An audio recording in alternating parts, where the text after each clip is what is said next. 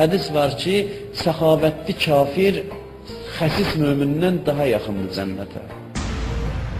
O kafir ki, səxavətlidir, o mömin ki, xəsisdir, cənnətə hansı daha yaxındır? Səxavətli olan kafir.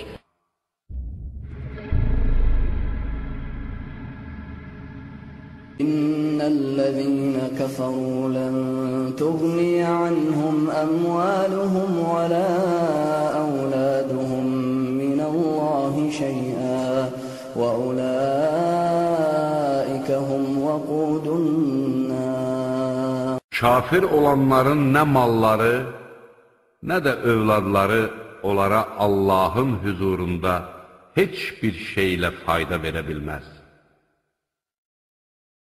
Onlar cəhənnəmin yanacağıdırlar.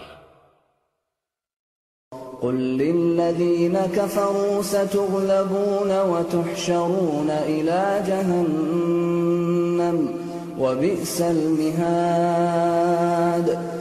Kafirlərə de ki, siz məğlub olacaq və cəhənnəmə toplanılacaqsınız. Ora nə pis yataqdır.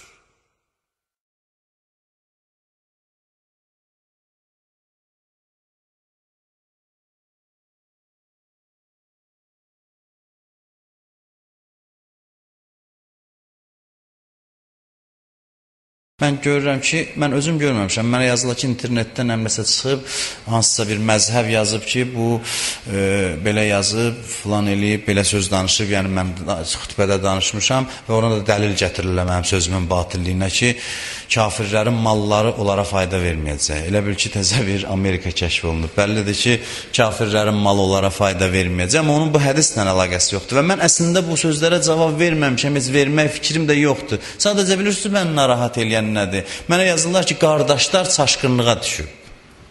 Onlar bəllidir. Onun açıq-aşkardır ki, düşünmək olmaz. Düşünmək deyir, olmaz.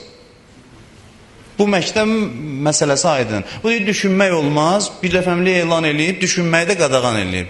Yəni, bunun sözü budur ki, fikirləşmək olmaz. Amma qardaşlar niyə çaşqınlığa düşür? Axı, qardaşlar deyir ki, sənin dinin ağıl dinidir. Sən otur, düşün, başa düş ki, burada nədən söz gedir? Səxavətli kafir xəsis mömindən Allahın rəhmətinə daha yaxındır. Mənası bilirsiniz nədir? Sadədir mənası. Bir dəqiqə düşünməklə tapırsan. Mənası budur ki, ümumiyyətlə sual verirəm, bir insanın möminin azmaq ehtimalı var? Var. Bir kafirin hidayət olmaq ehtimalı var? Var. Elədir? Deyir ki, xəsis mömin azmağa çox yaxındır, az qalıb ki, dindən çıxsın.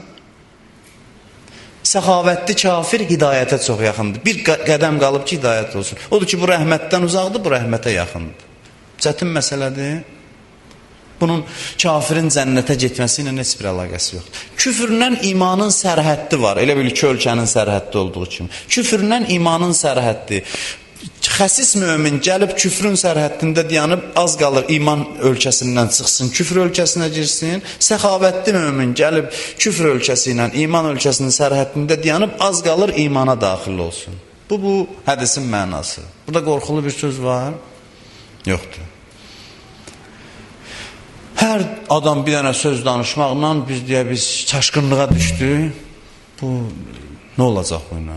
Hər səfih, ağıldan kəm bir adam oturub nəsə düzəldəcək, sən də onunla şəkkə düşəcəksənsə, bu yol verilməz bir hal. Sual yarana bilər, amma sualı insan çox vaxt 5 dəqiqə düşünməklə cavabını tapa bilir.